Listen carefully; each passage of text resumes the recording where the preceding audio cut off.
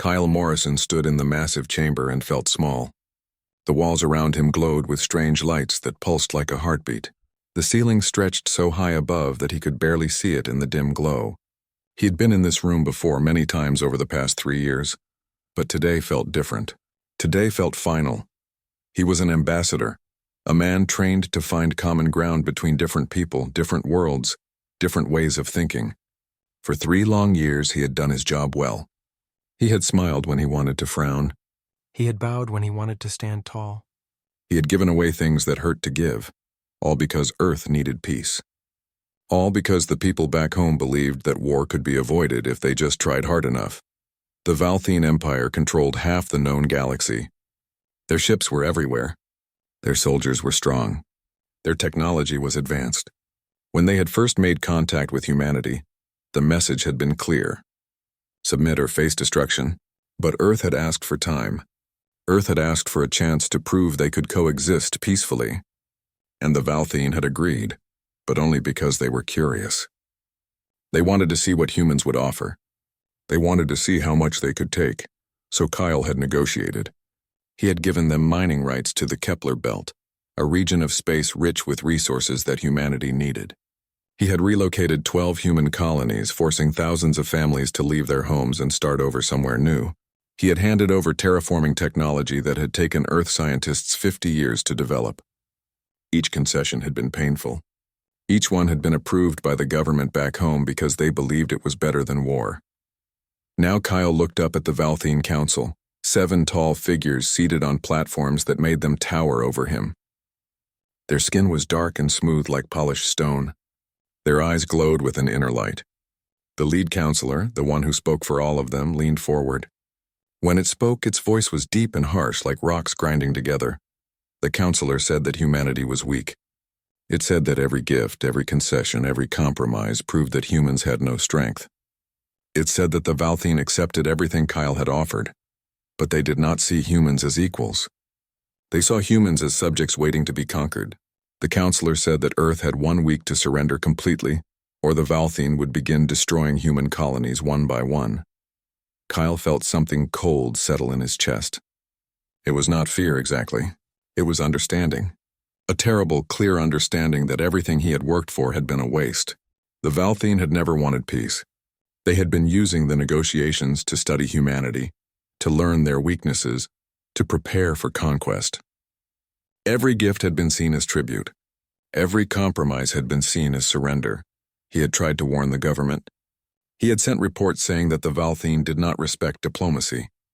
But the people in charge had insisted on one more attempt. They had told him to try one more time.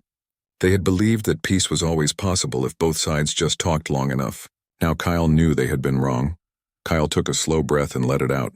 His hands were clasped behind his back so the Valthene would not see them shaking. Not from fear, but from anger.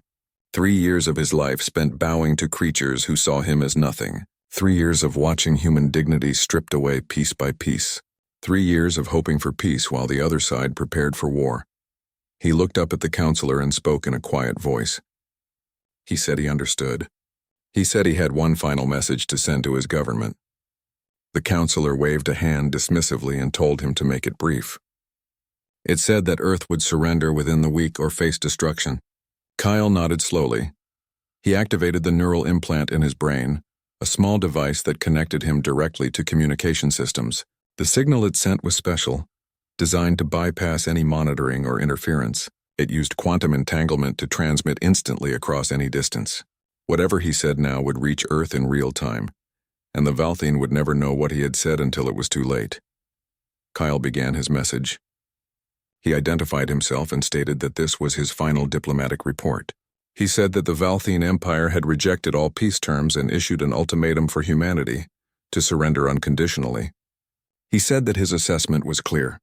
The Valthene saw humanity as inferior and incapable of meaningful resistance. They believed humans were too weak to fight back. He paused and met the counselor's eyes, those glowing eyes that held nothing but contempt.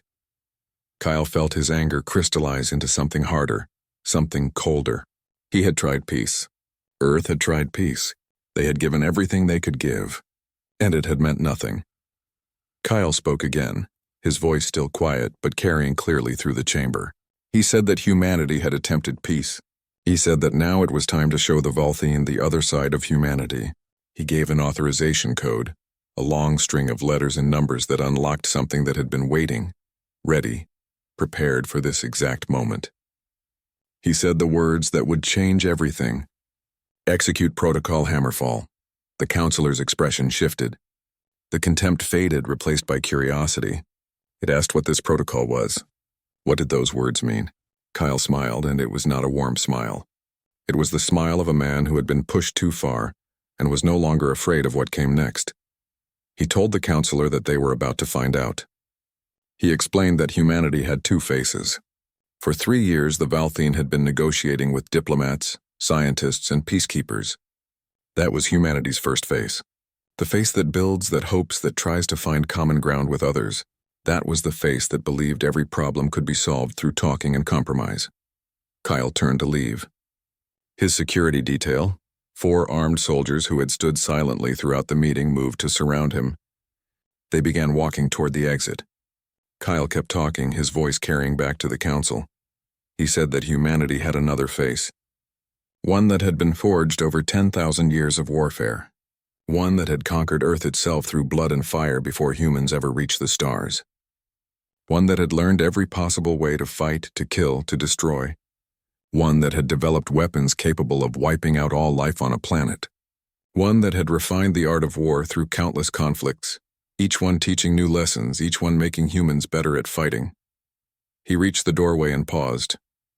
He looked back at the council one last time. He said that the Valthine had wanted to meet humanity.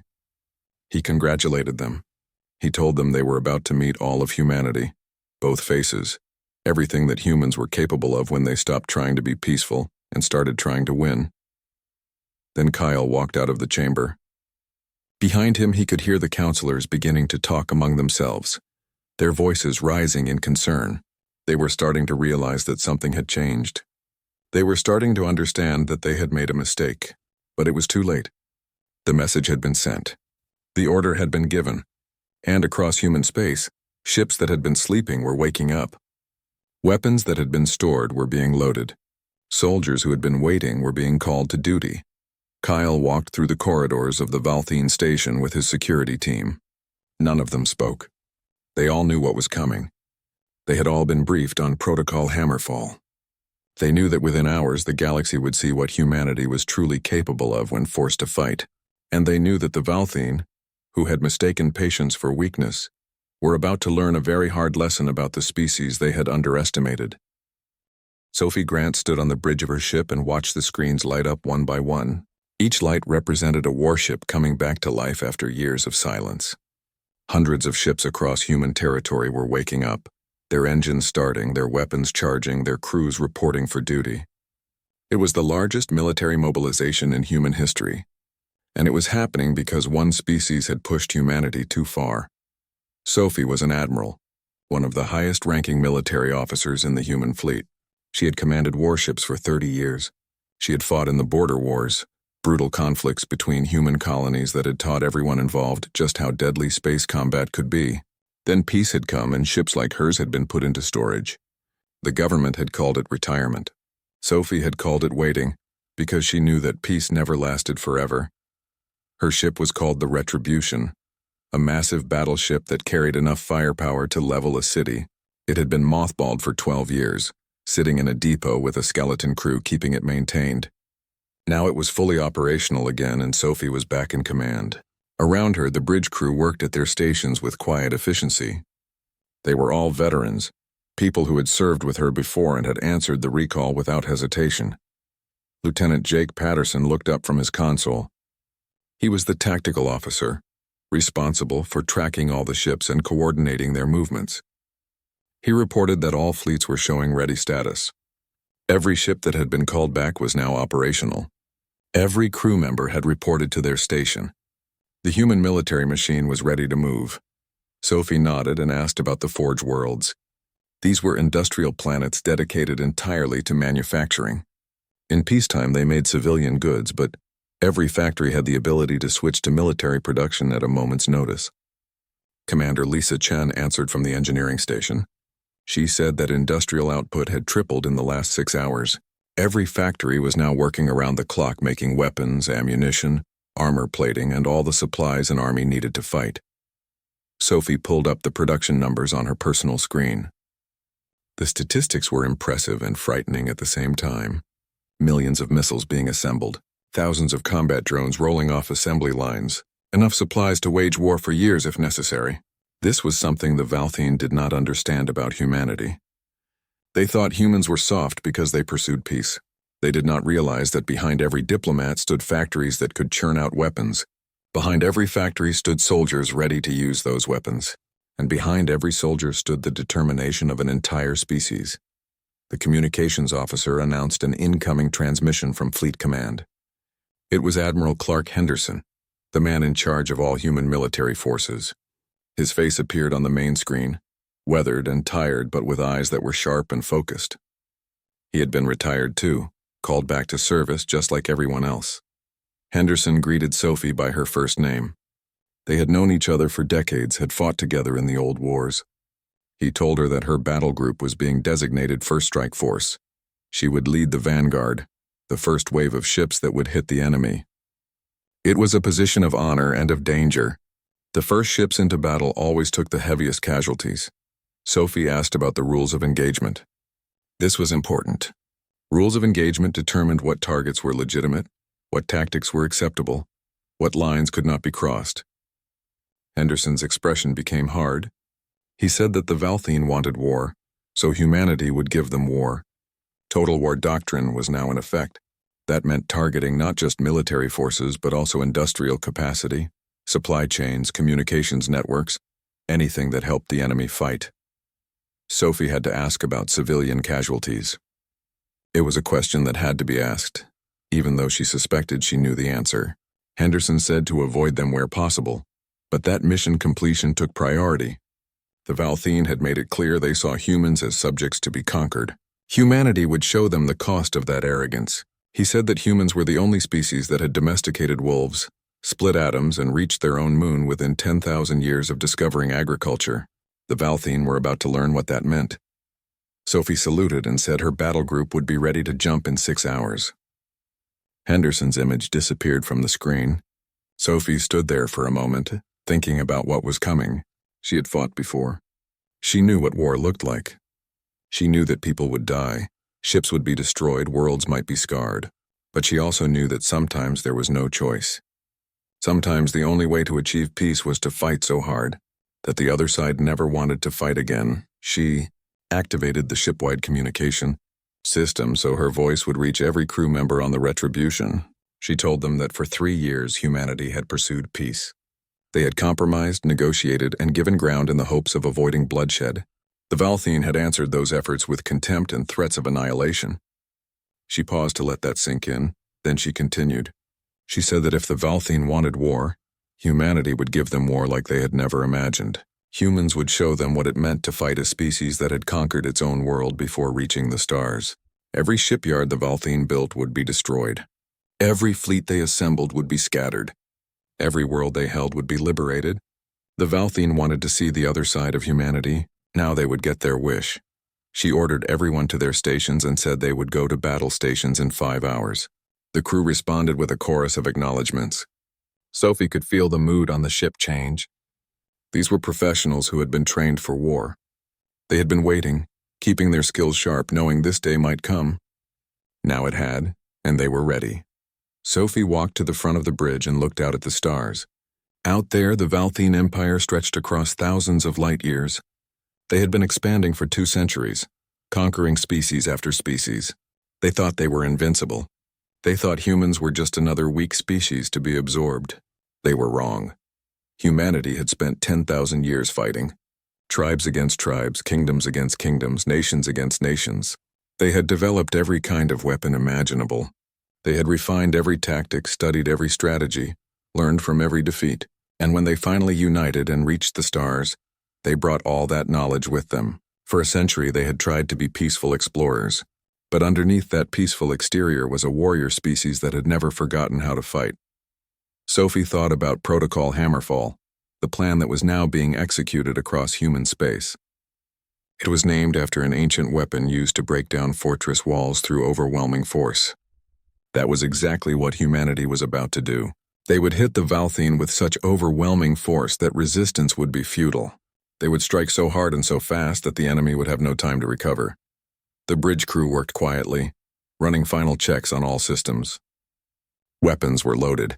Shields were tested. Engines were warmed up. Every detail was checked and rechecked because mistakes in space combat meant death. Sophie watched them work and felt proud. These people had given up comfortable lives to answer the call. They could have refused. They could have stayed home. But they came because they understood that some things were worth fighting for. Commander Chen reported that all engineering systems were functioning at optimal levels. Lieutenant Patterson confirmed that all tactical systems were ready. The communications officer said that all other ships in the battle group were reporting ready status. Everything was coming together exactly as planned. In 6 hours they would jump to their target, a Valthine military base deep in enemy territory, and then the war would truly begin. Sophie sat in her command chair and began reviewing the tactical plans one more time. She needed to know every detail, every contingency, every backup plan. Lives depended on her decisions. The outcome of battles depended on her orders. She would not fail her crew. She would not fail humanity. The Valthine had awakened something they did not understand. They had awakened a sleeping giant, and now that giant was coming for them with all the fury of 10,000 years of warfare. Ryan Brooks sat in his captain's chair aboard the stealth frigate Nightshade and watched his screens carefully. His ship was small compared to the battleships and carriers, but it had a special purpose. The Nightshade was designed to hide, to slip past enemy sensors undetected, and to gather intelligence. For the past 72 hours, Ryan and his crew of 40 specialists had been mapping every ship, station, and defense platform in the Carthus Prime system. Carthus Prime was a Valthine staging system, a place where they assembled their invasion fleets. It had 3 massive shipyards where new warships were built. It had a huge logistics hub where supplies were stored and distributed, and it had the forward command center that controlled all Valthine military operations in this sector. Taking out Carthus Prime would cripple their ability to wage war, and that was exactly what humanity intended to do. Ryan opened a secure channel to Admiral Grant and reported that he had target locks on all primary objectives. He told her that the defensive grid was minimal. The Valthine were not expecting an attack. They thought humanity was weak. They thought humans would surrender rather than fight. They had made their forces strong at the border but left their interior systems barely defended. It was a fatal mistake. Sophie's voice came back over the channel telling him to hold position. The strike force would be jumping in 90 seconds. Ryan acknowledged and settled back to watch. His crew was silent, focused on their instruments. They all knew what was coming. They had seen the fleet assembling, over 300 warships ready to jump. It would be the largest single military operation in human history. The seconds counted down on his display 90, 60, 30, 10, 0 space. Itself seemed to tear open as 300 human warships emerged from their jump all at once. It was not the gentle shimmer of a normal jump. It was a violent rupture in reality as massive amounts of matter suddenly appeared where nothing had been before. The energy readings were off the scale. The Retribution led the formation, its huge frame bristling with weapons of every kind. Around it were battleships designed to slug it out with enemy capital ships, cruisers meant to hunt down smaller targets, destroyers built for speed and hitting power, carriers launching waves of fighters and bombers. It was an armada, a fleet designed for one purpose only: total destruction of enemy forces. Ryan heard Sophie's voice broadcast across all human frequencies. She gave the order that everyone had been waiting for: weapons free, execute Hammerfall. And then the human fleet opened fire. What happened next was a demonstration of warfare that the Valthine had never witnessed before. Human weapons had been designed during centuries of fighting each other. Humans had refined the art of killing through thousands of years of war. Every system, every weapon, every tactic had been tested in actual combat. The Valthine had conquered weaker species who could not fight back effectively. Humanity had conquered themselves, and that made all the difference. Railguns fired, massive electromagnetic cannons that hurled metal slugs at speeds close to the speed of light. When those slugs hit something, they released energy equivalent to nuclear weapons, missiles launched by the thousands. each one guided by sophisticated computers that could track targets and adjust course mid-flight. Energy weapons carved through space, invisible beams that could cut through armor like a knife through paper. And everywhere the smaller ships moved like schools of hunting fish, coordinated and deadly. Kate Morrison piloted her fighter through the chaos. She was flying Valkyrie 7, a small one-person craft that was fast and maneuverable. She was part of Reaper Squadron, 20 elite pilots who had been given a special mission. Their job was to eliminate the Valthene command ship, the massive dreadnought that controlled all enemy forces in the system.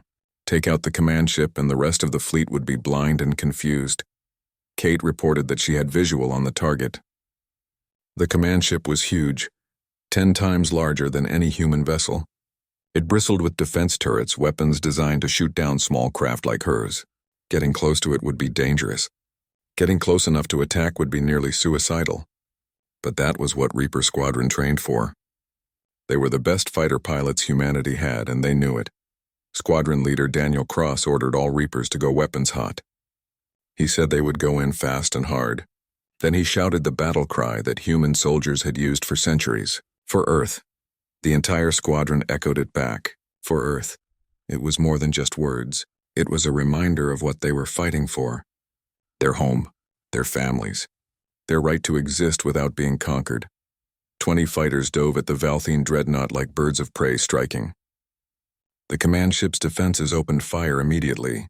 The space between the fighters and their target filled with explosions and energy beams. But the pilots were too good, too well trained. They jinked and dodged, using every trick they had learned in years of training. Some of them had flown in atmospheric combat on Earth. Some had trained in asteroid fields. All of them knew how to survive when everything was trying to kill them. Kate's computer identified a weak point in the dreadnought's shields. Every shield had them, tiny gaps where the energy field was thinner. Her targeting system locked onto that gap. She waited, hands steady on the controls until the computer signaled a perfect lock. Then she fired. Her torpedo streaked across the distance and punched through the shield at exactly the right spot. 19 other torpedoes followed, each one finding a gap, each one slipping through the defenses that should have been impenetrable. The torpedoes were designed to penetrate deep into a ship before exploding. They burrowed through armor and bulkheads, pushing deeper into the command ship's structure. Then they detonated all at once. The internal explosions rippled through the dreadnought, tearing apart crucial systems. Power conduits ruptured, computer cores melted, and worst of all, the containment around the ship's reactor failed. When a fusion reactor loses containment, the result is catastrophic. The Valthene dreadnought shuddered once, twice, and then exploded. For a brief moment it was brighter than a star, a ball of nuclear fire that consumed everything. Then it was gone, reduced to scattered debris and radiation. On the Retribution, Sophie watched the tactical display update. The enemy command ship was gone. 23 Valthene warships had been destroyed. The 3 shipyards were in ruins, torn apart by focused fire from human battleships. The logistics hub was now an expanding cloud of debris. Total time elapsed since the start of the attack was 11 minutes. In 11 minutes, the human fleet had destroyed the most important Valthene base in this sector. Lieutenant Patterson reported that they were receiving surrender signals from the remaining Valthene vessels. The enemy ships that had survived were now begging to surrender. They had seen their command ship destroyed. They had seen their bases obliterated. They had seen what human weapons could do, and they wanted no more of it. Sophie considered the situation carefully. She could destroy the remaining ships easily. But that was not what humanity was fighting for. They were not fighting for revenge or conquest. They were fighting to prove a point. She ordered her crew to accept the surrender. The Valthene survivors would be transferred to prison ships and treated according to the rules of war. Then Sophie composed a message to be sent to the Valthene homeworld. She kept it simple and direct. She said that humanity had come in peace. The Valthene had chosen war. This attack on Carthus Prime was just the beginning. If the Valthene wanted to continue fighting, humanity would destroy every military base they had. Every shipyard would be reduced to scrap. Every fleet would be scattered. The choice was theirs. As the message was transmitted, Sophie looked around her bridge. Her crew was tired but triumphant. They had done what they came to do. They had shown the Valthene that humanity was not weak, that humans could fight, That when pushed, humans pushed back harder than anyone expected. The Valthine had wanted to see the other side of humanity. Now they had seen it. And Sophie suspected they were regretting their choice. High Chancellor Vorthon stood in the war room of the Valthine capital and stared at the holographic display showing the destruction of Carthus Prime. The image was frozen on the moment when the command ship exploded, a bright sphere of nuclear fire that had consumed one of their most powerful vessels. Around him, his military advisors stood in silence. Nobody wanted to speak first. Nobody wanted to admit what everyone was thinking. Vorthon had ruled the Valthine Empire for 30 years. In that time, he had overseen the conquest of 16 different species. Some had surrendered immediately when they saw the size of the Valthine fleet. Others had fought briefly before realizing resistance was hopeless. None of them had ever struck back like this. None of them had ever destroyed an entire battle group in 11 minutes. He finally spoke, his voice dangerously quiet. He asked how this had happened. How had these humans, these supposedly peaceful creatures, destroyed a fortified system so quickly and so completely? Fleet Marshal Corvin stepped forward. His normally proud bearing was subdued. He admitted that they had underestimated the humans. Their intelligence reports had indicated that humanity was focused on diplomacy and trade. They had believed human military capabilities were limited to defensive operations. Vorthon's expression turned cold. He said that clearly their intelligence was wrong. He demanded to know what they actually knew about human capabilities. Another officer, Intelligence Director Sareth, accessed her data files. She said they were conducting a complete review of human history, and what they were discovering was deeply disturbing. The holographic display shifted to show information pulled from Earth's own historical records. Sareth explained that the human homeworld was called Earth. It was not a peaceful world that had unified and then reached for the stars. It was a battlefield that humans had conquered through thousands of years of continuous warfare. The record showed conflict after conflict, stretching back to before humans had even developed writing. Images flashed across the display. Ancient warriors with primitive weapons, medieval armies clashing with swords and spears, industrial-age soldiers with guns and artillery, modern forces with tanks and aircraft, and finally, space-capable military forces with weapons that could destroy planets. Every era showed humans fighting, learning, adapting, becoming more efficient at warfare. Sareth continued her briefing. She said that humans had fought each other for every reason imaginable. They fought for resources, for territory, for religious beliefs, for political ideologies, and sometimes simply because two groups hated each other. They had developed weapons capable of rendering their entire planet uninhabitable. They had fought in every possible environment on their world. On land, in the oceans, in the air, and eventually in space. Through all of this fighting, they had refined warfare to a level that the Valthine had never encountered. Vorthon felt something he had not experienced in many years. Doubt. He had been so confident that the humans would surrender. He had assumed their pursuit of peace meant they were afraid to fight. Now he was beginning to understand that he had made a terrible mistake. He demanded to know what else the intelligence had uncovered. Sareth pulled up more files. She explained that human military doctrine was based on a concept they called total war. When humans committed fully to a conflict, they did not fight just to win battles. They fought to destroy their enemy's ability to continue fighting.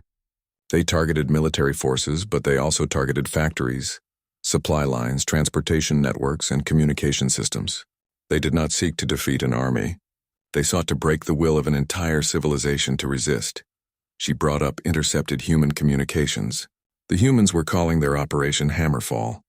According to their translation computers, this referred to an ancient human weapon used to break down fortified walls through overwhelming force. The name was significant because it revealed human intentions. They were not trying to defend their territory. They were not planning to fight a limited war. They were preparing to invade Valthine space and destroy the Empire's ability to wage war. The room fell into a heavy silence. Every officer present understood the implications. The Valthine Empire had spent 2 centuries expanding across the galaxy. They had built their power on the assumption that they were superior to other species. They had never faced an enemy that could match them in combat, let alone defeat them. Now they were facing a species that had been fighting wars since before they had invented agriculture. Vorthon made his decision. He ordered Fleet Marshal Corvin to mobilize all reserve fleets. Every ship currently on occupation duty would be recalled. Every vessel in storage would be brought back into service. If the humans wanted war, the Valthine would show them the full might of an empire that controlled half the galaxy. They would gather such a massive fleet that human resistance would be crushed through sheer numbers. Before Corvin could acknowledge the order, Sareth interrupted. She said there was one more thing the Chancellor needed to see. The humans had broadcast a message that was being repeated on all frequencies. Vorthan told her to play it. He needed to hear what the humans had to say. Admiral Sophie Grant's voice filled the war room. Her tone was calm but carried an undercurrent of absolute certainty. She addressed the Valthine Empire directly. She said that they had declared war on humanity. They had mistaken the human pursuit of peace for weakness. This was their error. Humanity had given them every opportunity to coexist peacefully. The Valthine had refused those opportunities.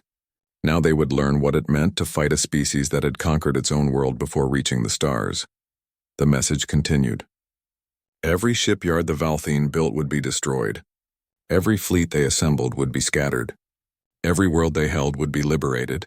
The Valthine had wanted to see the other side of humanity. Sophie's voice made it clear that they were now seeing it, and it was not what they had expected. The message ended. The silence that followed was oppressive. Vorthan looked around at his advisors and saw fear in their eyes. These were officers who had fought in dozens of campaigns. They had conquered worlds. They had defeated armies. But they had never faced an enemy like this, an enemy that had been hiding its true nature behind a mask of diplomacy. An enemy that had been preparing for this moment even while negotiating for peace. Vorthan realized the magnitude of their mistake. They had dismissed the humans as weak because they pursued peace.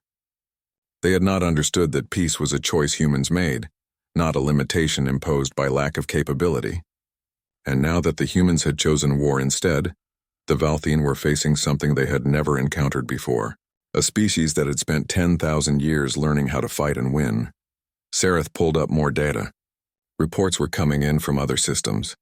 Human fleets had struck 3 more Valthine bases in the past hour. Each attack followed the same pattern. Overwhelming force applied with surgical precision. Minimal human casualties. Complete destruction of Valthine military infrastructure. The humans were not fighting defensively. They were attacking, pushing deep into Valthine territory, destroying everything of military value they could find. Fleet Marshal Corvin looked at the reports and spoke carefully. He said that at this rate, the humans would destroy the Empire's forward military capacity within a month. The Valthine could build more ships, but that took time. The humans were destroying shipyards faster than new ones could be built. They were targeting the Empire's ability to wage war at its source. Vorthan asked what options they had. Corvin hesitated before answering. He said they could sue for peace. They could offer concessions, territory, resources, whatever the humans wanted. Or they could fight and hope to inflict enough casualties that the humans would agree to a negotiated settlement. But he did not sound confident about the second option.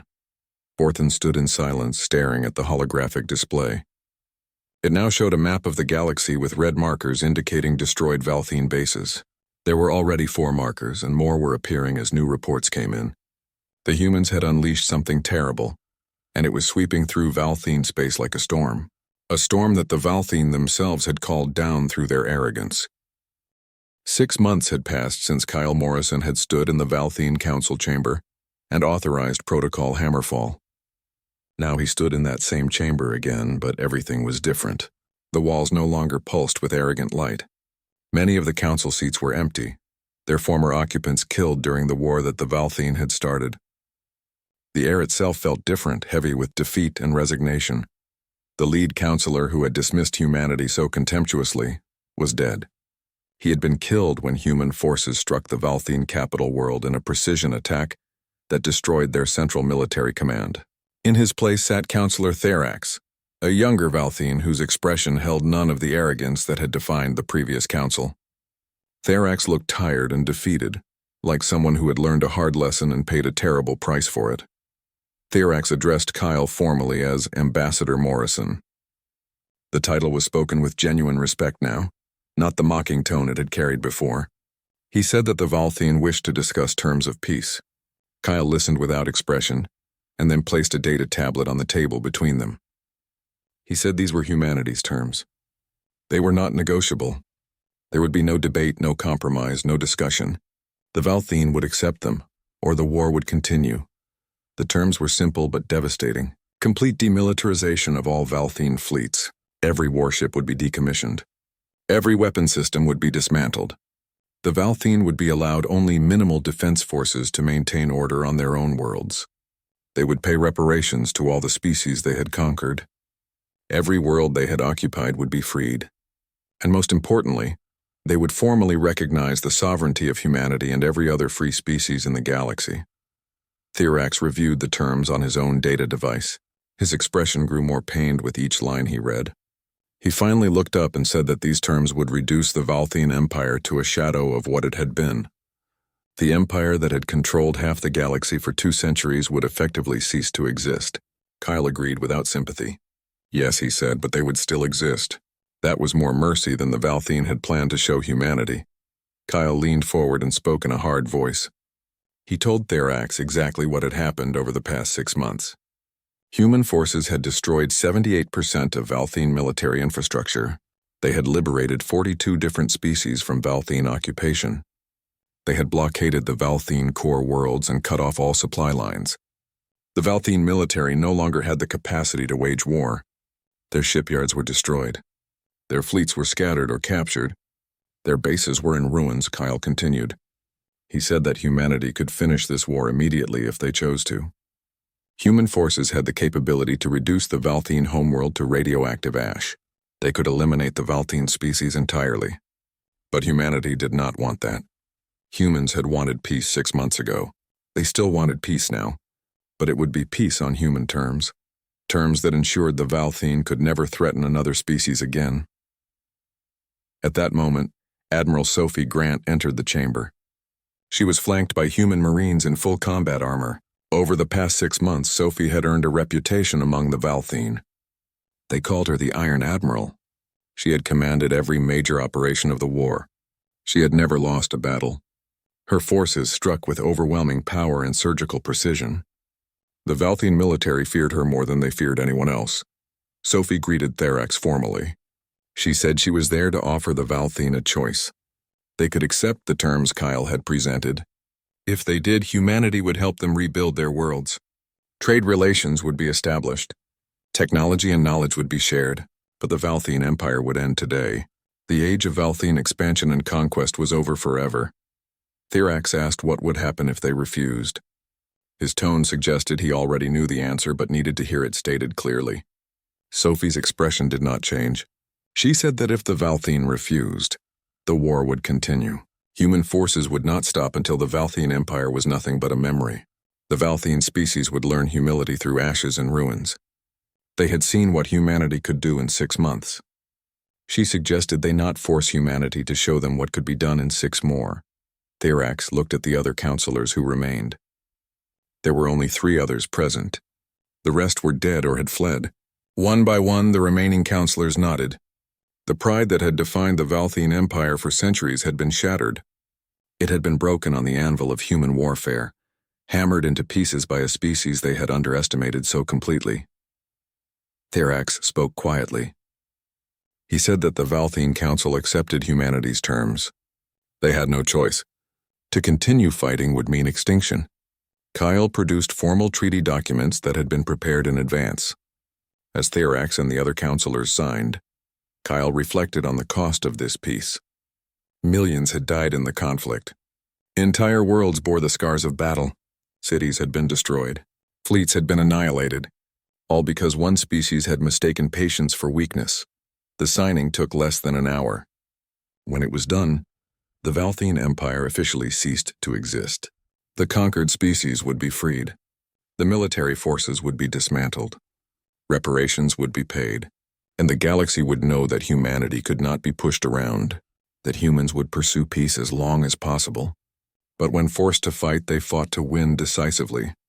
Later, Kyle and Sophie stood on the bridge of the Retribution as it prepared to return to Earth. They watched the Valthene homeworld shrink in the distance, a blue-green sphere that looked peaceful from orbit. It was hard to believe that this planet had been the center of an empire that terrorized half the galaxy. Now it was just another world. one that would have to learn to exist without military dominance.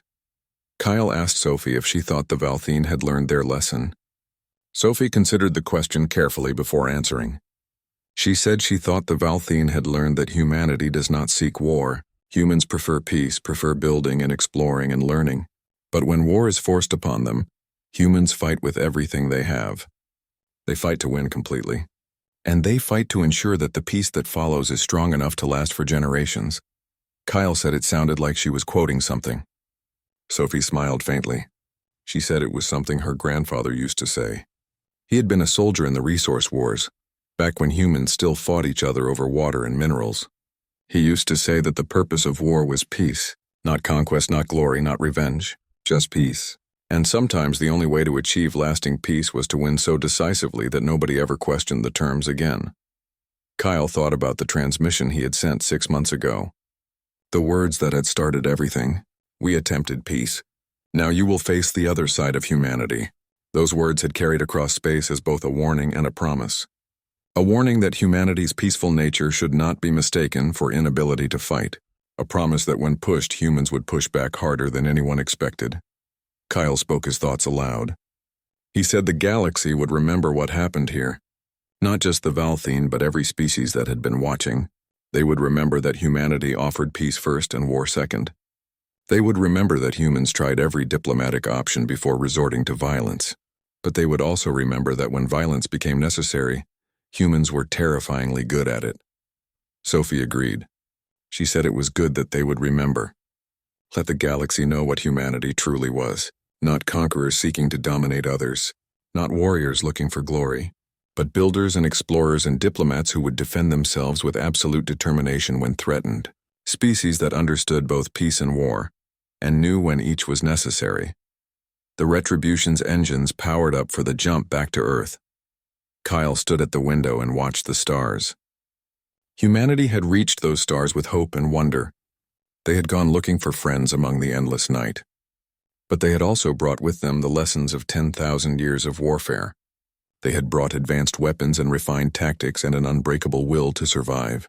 And when forced to use all of that, they had proven themselves formidable beyond what anyone expected. The Valthene had demanded to see the other side of humanity. They had gotten their wish. They had seen what humans were capable of when diplomacy failed. And the galaxy would never look at humanity the same way again, not with contempt but with respect. And perhaps, Kyle thought, with a healthy amount of caution, because now everyone knew that humanity's pursuit of peace was a choice, not a limitation, and choices could change when circumstances demanded it. As the Retribution jumped to faster-than-light travel, leaving the Valthene homeworld behind, Kyle felt a sense of completion. The message had been sent and received and understood. Humanity would always prefer peace. But if peace proved impossible, humanity would wage war with the same dedication and skill that had carried them from primitive tribes to masters of faster-than-light travel. The other side of humanity was not something to fear, but it was something to respect. And now the galaxy knew it.